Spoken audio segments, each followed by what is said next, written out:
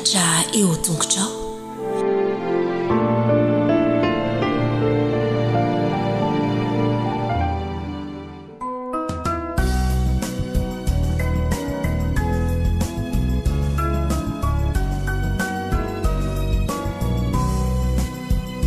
Emisaucanao Jesu malalo chachizao futona mamizao yanaranai antunguchao izahai izai pianachao kuambitenenare Jesu malalo izahai iainuchalanao kairote nyadamina itwechapechakawampunaya kuambitenenare Jesu malalo izahai iainuchalanao kairote nyadamina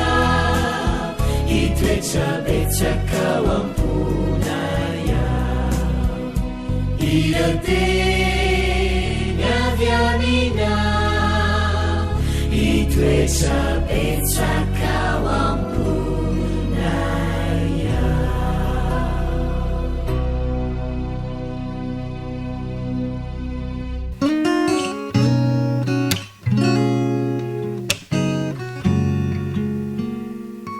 Manao anadaholy indray tsika raha kisikely rehetra faly indrindraindray ny tenako tafaraka amintsika tsirairay avy amin'ity sabata mahafinaritra ity.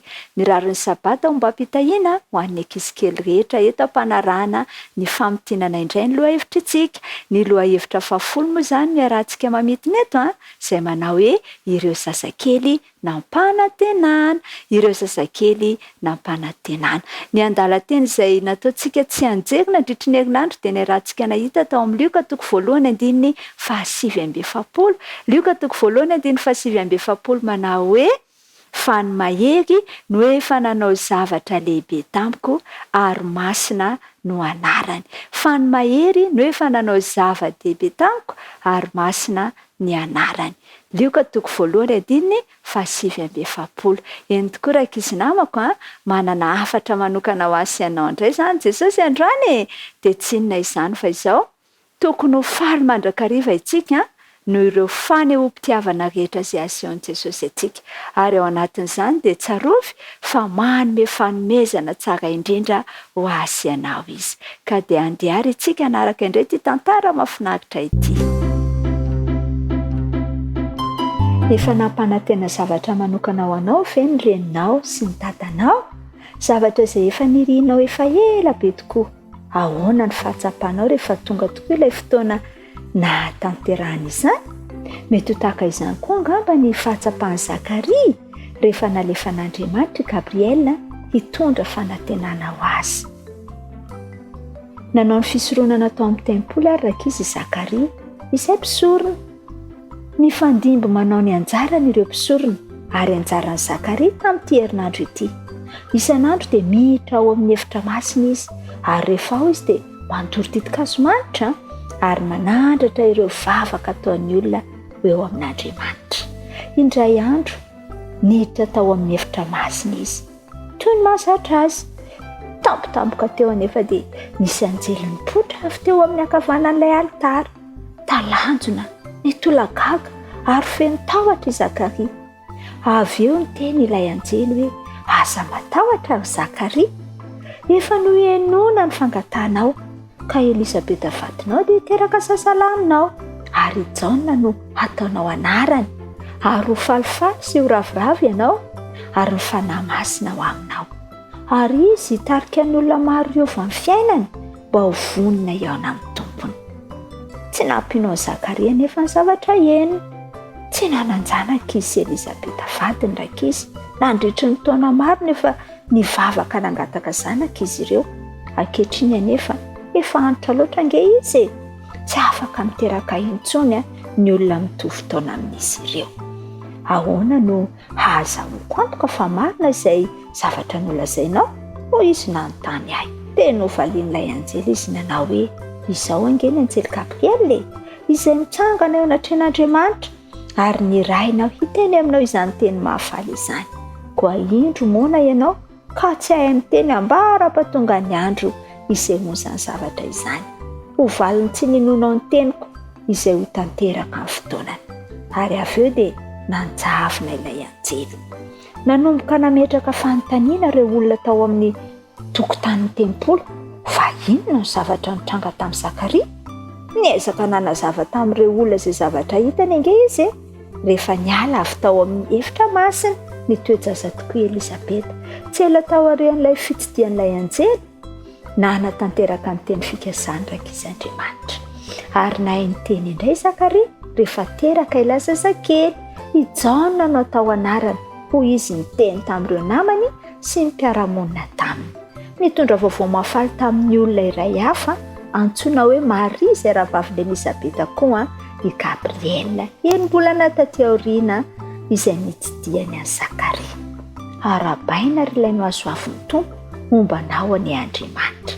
Hoy ange Gabriel tamin'ilay tanora zazavavy gaga sy talanjo ny Maria. Nanontany tenany amin'ity olona tsy fantatra ity izy fa nahoana izy no miteny hoe momba nao any Andriamanitra. Aza matahotra, Andriamanitra no mianao zanakalahy ary Jesosy no tsy maintsy ataonao anarany ary izy anjaka amin'ny fanjakana tsy anam-pahatamperana. Mbola tanora dia tanora tokoa rakizy Maria ary lasa somebiseby izy. Nametra-panontaniana tamin'ny tenany izy hoe ahoana no hahatanteraka izany? Ahoana no hahafahany manana zazakely? Andriamanitra no hampitoetra ny zazakely ao aminao. Hoy Gabriel, hiteraka zazalahy kely ihany koa Elisabeta rahavavinao. Tsy misy zavatra tsy vitan'Andriamanitra. Nino ny zavatra nolazain'i Gabriel i Maria. Rehefa avy eo rakizy dia lasa nitsidika an'i Josefa, ilay lehilahy izay ho vadin'i Maria i Gabriel. Nolazainy an'i Josefa fa hiteraka zazalahy kely i Maria, ny zanaka lain'Andriamanitra. Ary Josefa nino ny afatra nomeny fahasoavana izany, nampanantena ny handefan'i Jesosy ho antsika indray nge Andriamanitra mba hahafahantsika miaina miaraka aminy mandrakizay. Nampanantena zanakalahy Zakaria sy Elisabeta izy ary no tanterahany teny. Nampanantena zanakalahy Maria sy Josefa koa izy ary no tanterahany izay nolazainy. Manatanteraka ny teny fampanantenana ataony tokoa Andriamanitra. Ho avy indray Jesosy.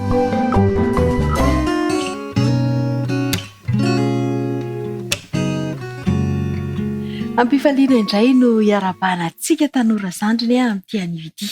Iaraka indray isika amerina ny lesona fahafiro moa lesona fahafolo. Iaraka amerina ny lesona fahafolo isika izay mitondra ny lohateny hoe ady ary mbola ady hatrany. Ady ary mbola ady hatrany. Andeha averintsika koa ary an-tsenjery izay nianarantsika ao amin'ny Daniela 12:9. Ndao ary arike. Izay indry dia mirapiratra toy ny famirapiratry ny lanitra ary izay mamerina ny maro amin'ny fahamarinana dia ho tahaka ny kintana mandrakizay dory. Mbola ao anatin'ny tantaran'i Daniela isika ary amin'ity lesona fahafolo ity dia efa maraparanana ny tantaran'i Daniela. Noresahana mandrakariva ny zavatra niainan'i Daniela teo amin'ny fotoana efa lasa, ny zavatra natrehany, ny tontolo izay niainany nanomboka tamin'ny nahazatovo azy mandraka ankehitriny. Ary tao anatin'izany fotoana rehetra izany koa nefa dia nomenan'i Daniela koa ny zavatra mbola ho avy. I Daniela zany nandritra n'izay fotoana izay dia niaina foana tao anatin'ny fikorontanana ara-politika sy ireo ady isan-karazany.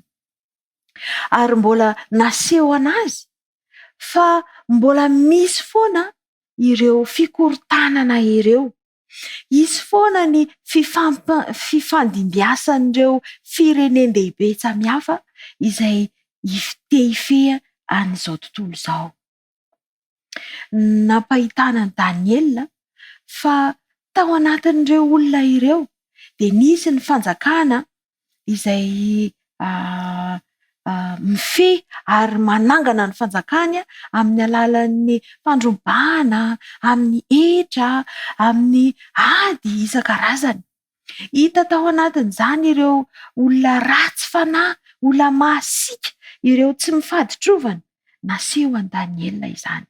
Ary ny hita tao anatin'izany ihany koa fa tsy tapitra hatreo izany fa mbola mitohy mandraka ankehitriny. Naseho an'i Daniela fa mbola mitohy ny ady ary mbola mitohy hatrany. Kanefa raha tohizana ny vakiteny izay nosoratana ao amin'ny Daniela 1:12, tohizana ao amin'ny Daniela 2:12 dia mitohy amin'ilay fiavian'ny Mikaela izany. Izany hoe ny fiavian'i Jesosy izay hamarana an'ireo ady sy korontana izay hoentin'ny Satana eto amin'izao tontolo izao izany. Ary hiaina amin'ilay fanjakana feno fiadanana. Napetraky ny lesona fa raha ohatra isika ka mitoky amin'ny herin'izao tontolo izao, amin'ny fiarovana izay hoentin'izao tontolo izao, dia mbola miaina ao anatin'ny ady sy ny korontana no misy atsika. Fa raha mitoky amin'ilay Andriamanitra kosa isika, mahatoky an'ilay fiafarana be voninahitra izay miandry atsika, dia ho hafa ny fiainana. Iriny indrindra raha ohatra ka hizara izany amin'ny hafa isika. Iriny indrindra raha tsy ho tazomintsika izany fa ho zaraina amin'ireo olona ireo, hamerina ny olona indray hiverina eo amin'ny fahazavan'ilay Andriamanitra mahagaga. Dia izay no mahatonga an'ilay tsianjerintsika manao hoe izay indry dia mirapiratra toy ny famirapiratry ny lanitra.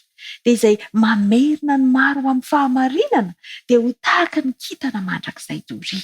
Irin'Andriamanitra isika raha mba hitaona an'ireo namantsika ihany koa hanantena an'ilay fiaviana be voninahitra ka hampifanaraka ny fiainantsika amin'ilay fanjakana, ny fanjakan'ny fiadanana, amin'ilay fiainan'i Kristy.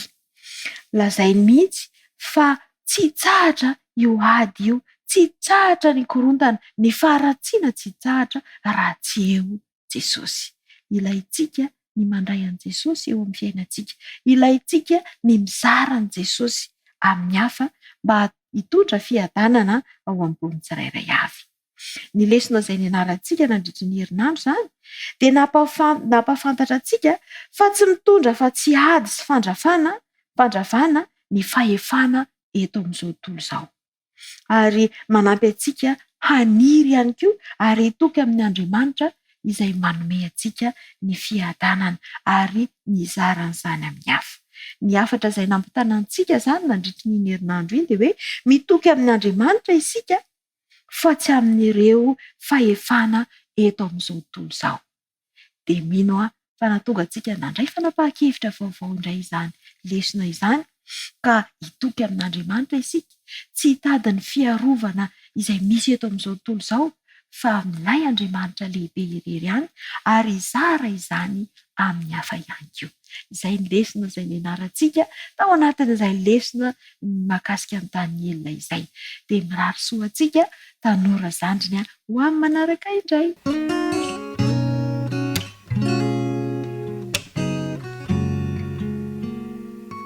Eny ary namako afaka hiaraka hianatra ny tenin'Andriamanitra indray tsika izany izao.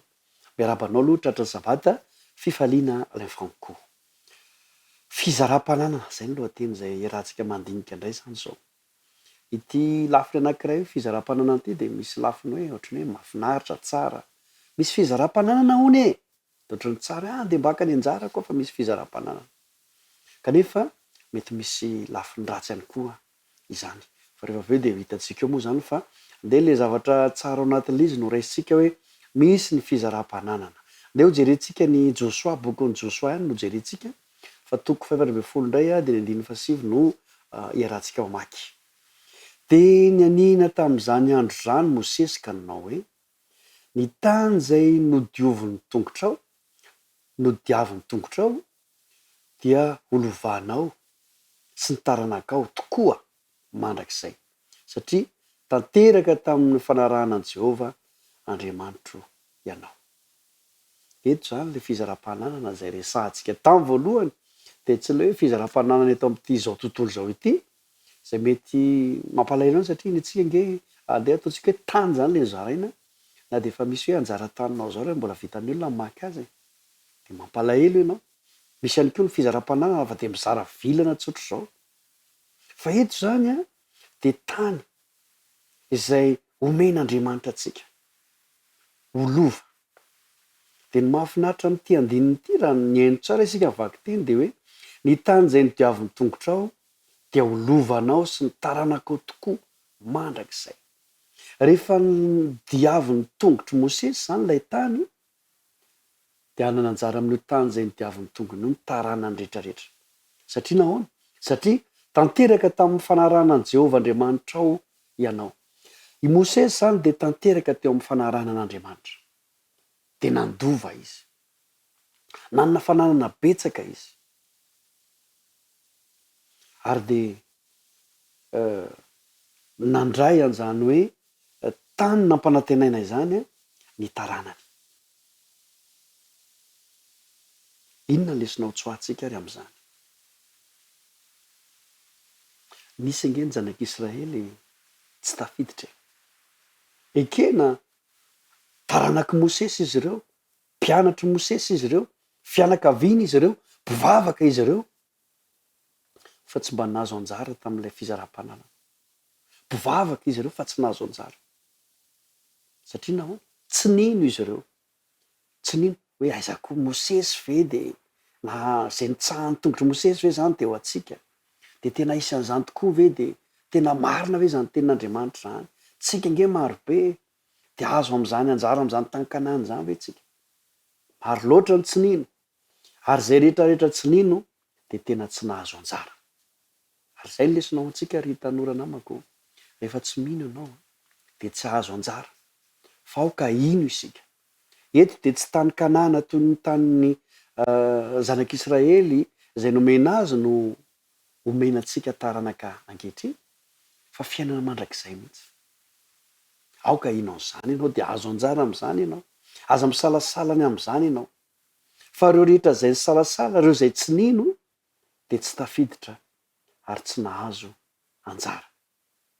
De ny tsiambaratelo toy ny toetra Mosesy. Mosesy de tanteraka tamin'ny fanarahanan'i Jehovah. Rehefa manaraka an'Andriamanitra mandrakariva isika hoe zao no atao, zao no lazay ny taridalana, zao ny fahendrena tokony iainana de ambarako amintsika fa anisany azo anjara amin'izany fiainana mandrakizay zany sika. Ka na de tsy manana nininona aza itsika ity amin'ity tany ity de tadio fa manana anjara n'le fiainana mandrakizay ianao satria ny tsika any ange volamena mihitsy no hitsahany de ny tambohantsika zay ho atsika any ange vita amin'ny vatosy perle zava-dehibe loatra zany. Ka irariko rehefa tonga ny tsy fizaram-pananana fotsiny ihany ny atsika fa ny fandovana ny fiainana mandrakizay de mba ho any ianao. Zay mirary sondray ary ho an'ny tanora namako rehetra. Elo Marcel.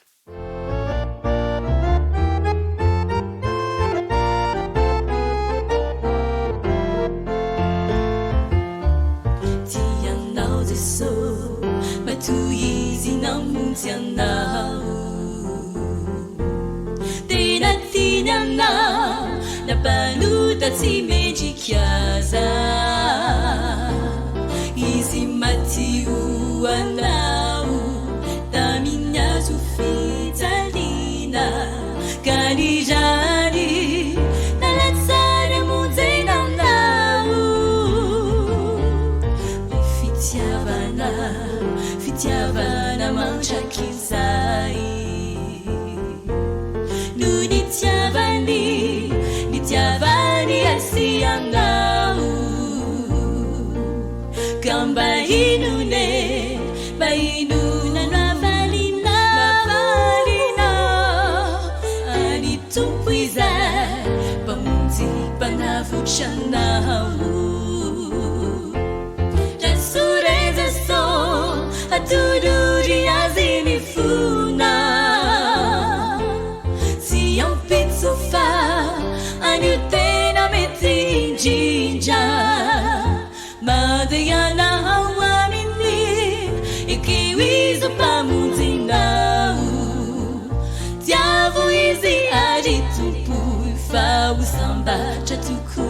anao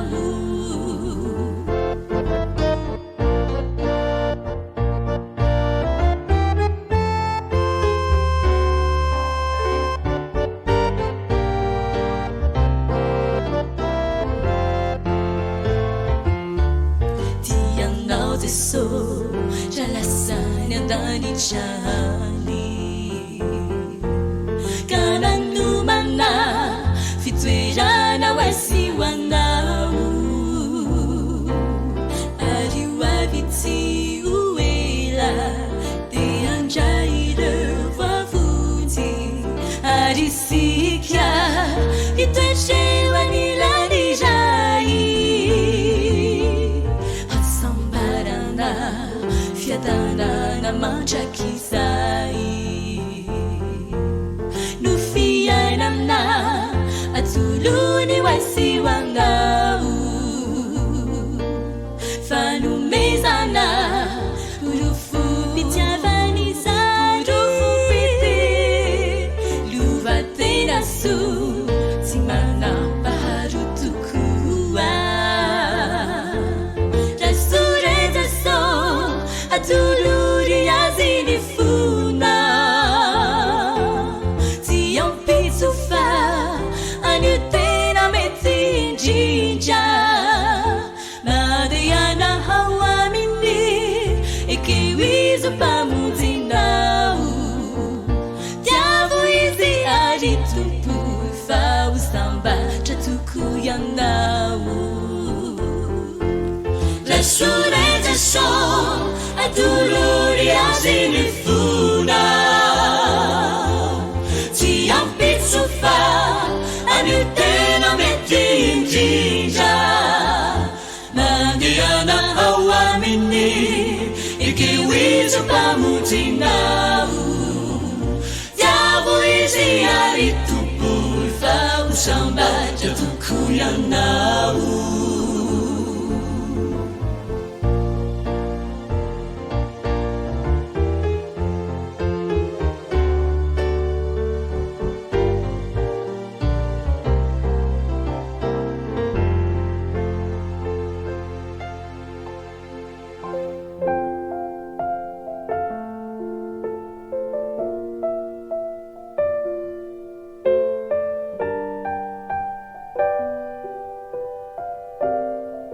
dia miara-mbantsika hatrany an-trany amin'ny alalan'ny fiarahantsika mianatra ny ten'Andriamanitra izao ny tompony ombanao sy ny ankonanao hivavaka isika milohany andiniantsika izany ten'Andriamanitra izany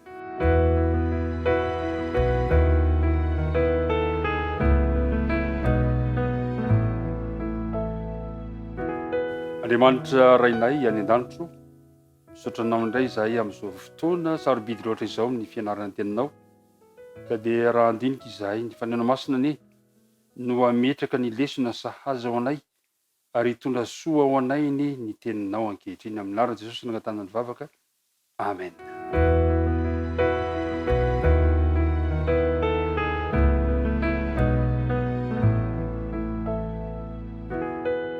lesona fahafolo mamita hiraka amin'ireo izay tsy mbola nandre ny afatra fizarana voalohany mamita hiraka amin'ireo izay tsy mbola nandre ny afatra fizarana voalohany ny tsy anjery dia ny miompana amin'ny asan'ny apôstôly toko fafitambin'ny folo andinina fahaefatra amby roapolo izay manao toy izao moa hoe Andriamanitra izay nanao izao tontolo izao no eo aminy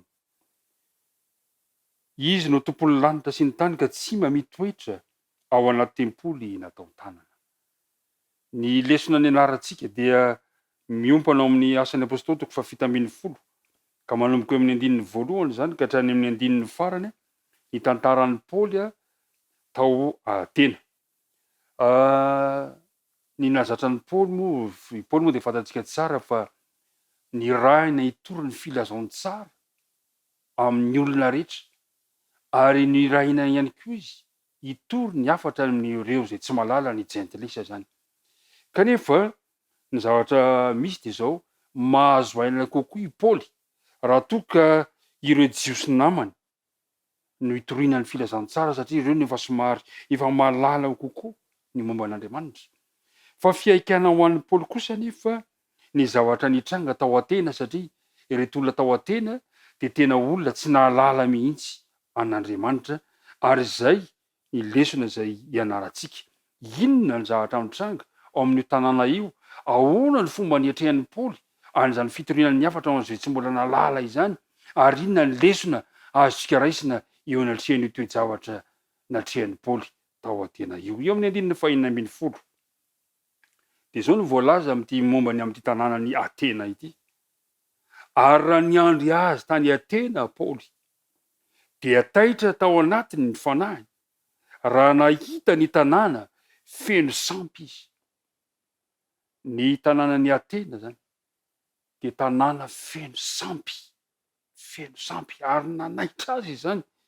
Kanefa ao amin'ny toerana io no itoriany ny filazantsara ary de nangataka ny fitarehan'ny fanahy masina izy mba hitarika azy ahafahany mandanteraka mitory ny afatra ny famonjena ho an'ireto olona mpanompo sampy tao Atena ireto. Tsy maintsy nametraka paikady vaovao, nametraka fomba fisainana vaovao, nametraka fomba fitorian-teny vaovao ny apôstôly Paoly zay tsy mitovy mihitsy amin'ny hatreny tamin'ireo jiosy namany, ny hatreny am'ty tanàna tao Atena ty. Tena tanàna feno fanompoan-tsampy ary nalahelo tokoa Paoly nahita an'izany tanàna izany kanefa tanàna zay nahitana olona mianatra, nahitana olona manana maha izy azy kanefa manana ihany koa ny filôzofia izany tanàna izany satria zatra loatra miekoka amin'Andriamanitra maro ity tanàna ity. Ary izay fangorahany Paoly an'ireto tanàna reto zay no nanesika an'i Paoly inona ny paikady tokony nataoko. Zao mantsy zavatra tsapan'i Paoly ho faty amin'ny helo mantsy ireto mponina reto raha toka tsy mahafantatra ilay Andriamanitra marina raha toka tsy mandray azy. Tena feno fanompoan-tsampy tokoa ny tanàna tao Atena ary am'izao androntsika izao ihany koa eo amin'ny fiainantsika de mety mbola misy ihany koa sampy eo amin'ny toerana misy anao eo amin'ny toerana misy antsika saingy mba tsy de hita miariary loatra izany ary inona ny tokony ataonao manoloana izany fa ny zavatra misy tian'Andriamanitra vonjena tahaka ny olona rehetrarehetra ihany keo ny Atenianina, zany hoe ny olona zay tsy malala an'Andriamanitra de tian'Andriamanitra ho vonjena aloha izany de nanao paikady Paoly. Raha tao amin'ny sinagoga izy nampianatra ny jiosy, eto kosa izy de nankeny an-tsena no nanaovan'i Paoly izany fitoriana izany. Fomba fiasa hafa mihitsy no nilain'i Paoly mba hahatonga ilay afatra voampita am'ireto olona ireto. Zao no voalaza amin'ny andininy fahavalo ambin'ny folo. Hoy izy hoe ary ny olon-kendry sasany tany Epikorianina sy ny Stoika nanohita azy koa ka hoy ny sasany inona ny tian'io mpibedibedy foana io lazaina ary kosa ny sasany toa mitory Andriamanina baovao izy satria Jesosy sy ny fitsanganany maty no notoriany. Amin'ny andininy fahavalo ambin'ny folo de hoy izy hoe ary izy niady hevitra tamin'ny jiosy sy ny proselita tao amin'ny sinagoga sy tamin'ilay tavavory tany Atsena isan'andro. Paikady vaovao no nampiasain'ny Paoly mba hitoriana ny filazantsara eto. N'aiza n'aiza toerana misy azy de i Paoly nitory ny filazantsara. Izay ny zavatra nafinaritra.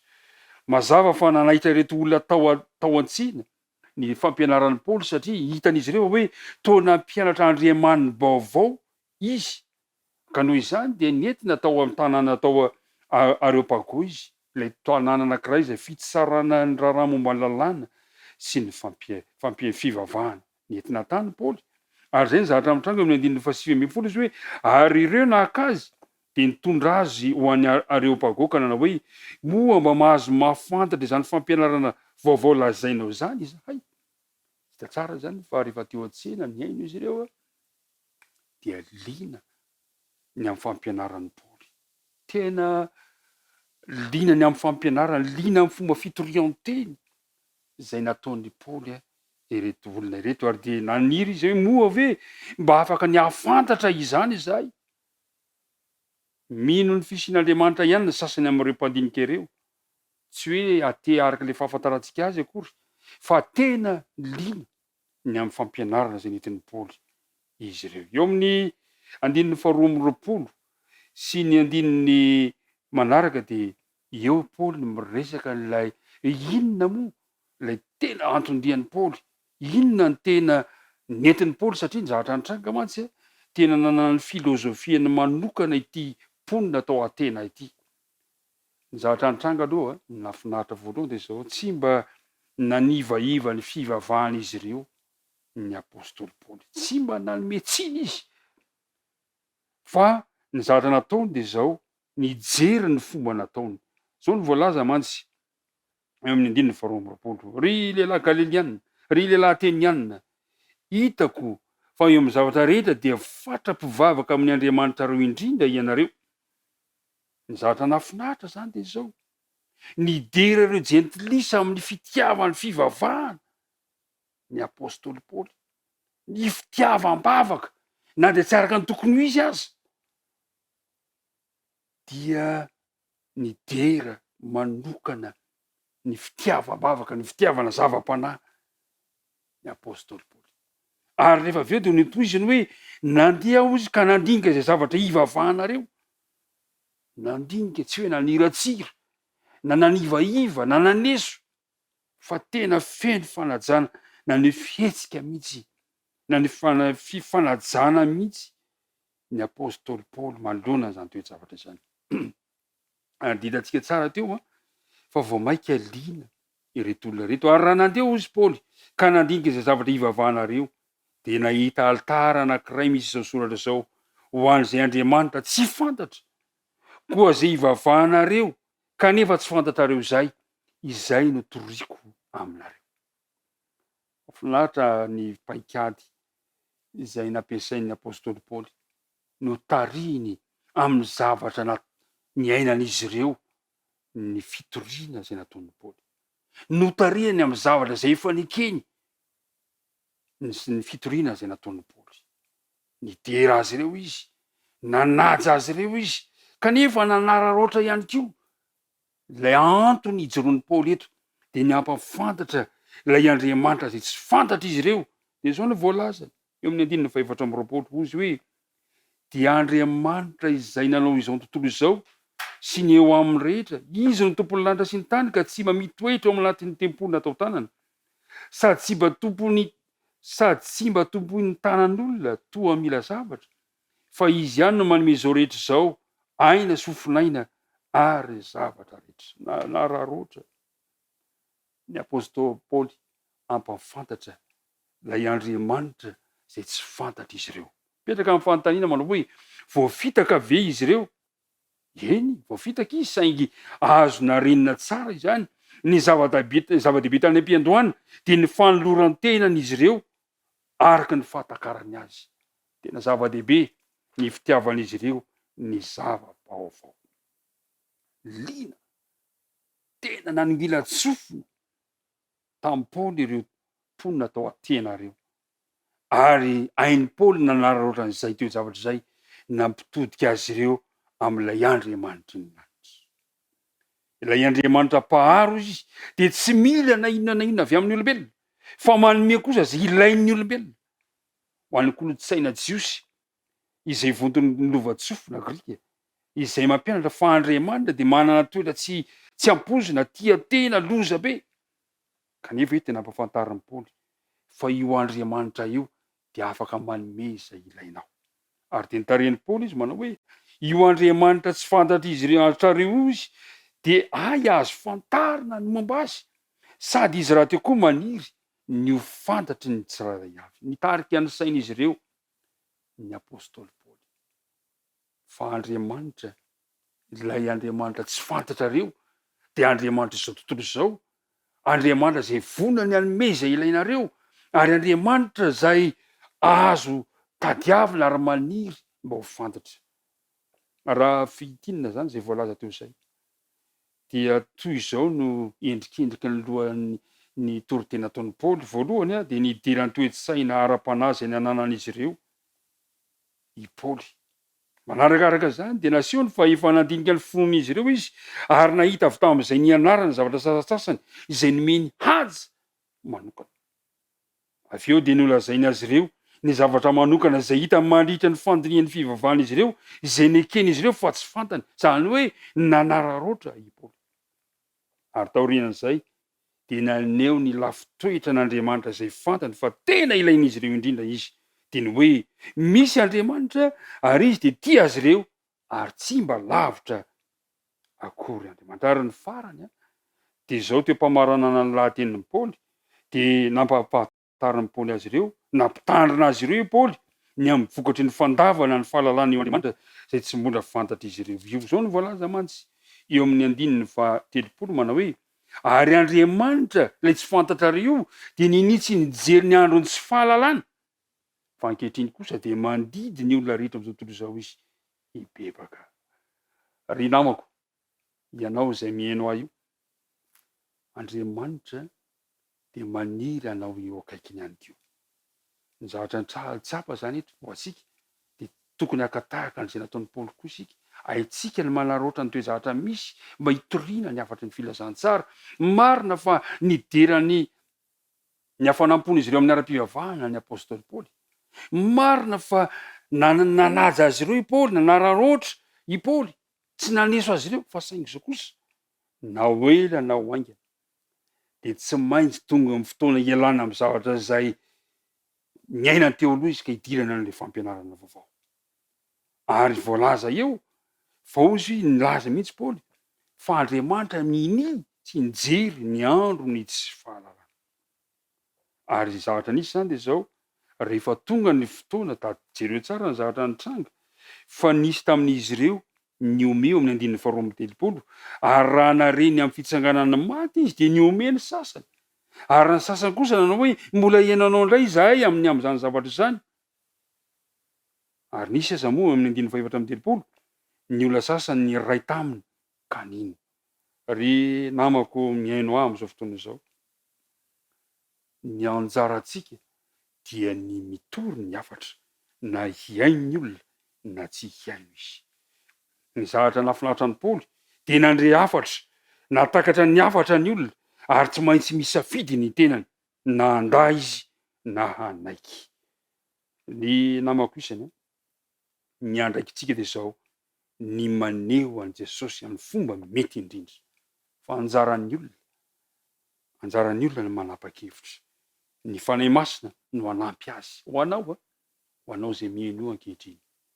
Tiako mba hianarantsika izay fomba ny Paoly izay, manaja ny hafa, tsy maneso azy, tsy mibedy azy, midera azy ireo kanefa kosa mahay manararoatra ilay fotoana mety indrindra, ahafahana mitory an'ilay Jesosy, ilay Andriamanitra mpamorona izao tontolo izao, ary ilay mbola ho avy indray, ilay nitsanga tamin'ny maty ka mbola ho avy indray.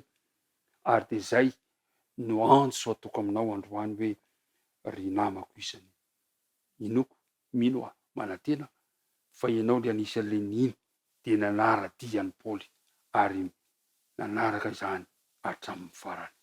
Ka ny tompo anie ombanao ny fanahin'ny masina anie ampitoetra izany teny izany, izany lesona tsotra fohy izany kanefa inona fa zava-dehibe eo amin'ny fiainantsika tsirairay avy.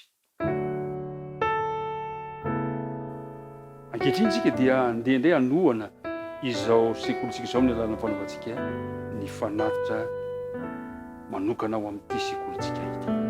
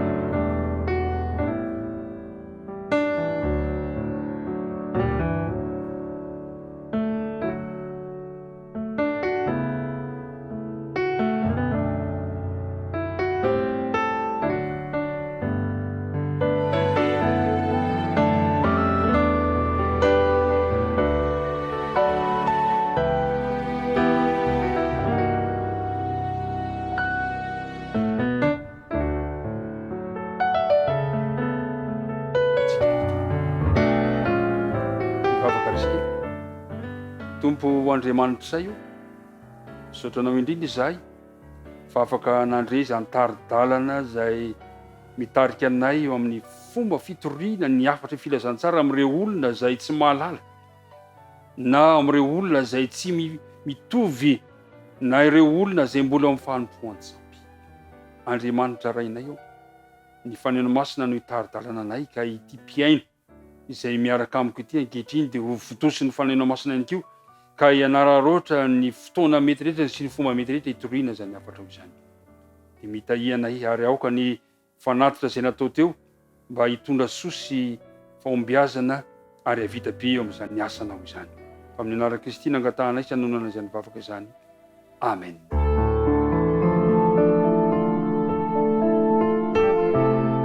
Mianatra eo tongotrao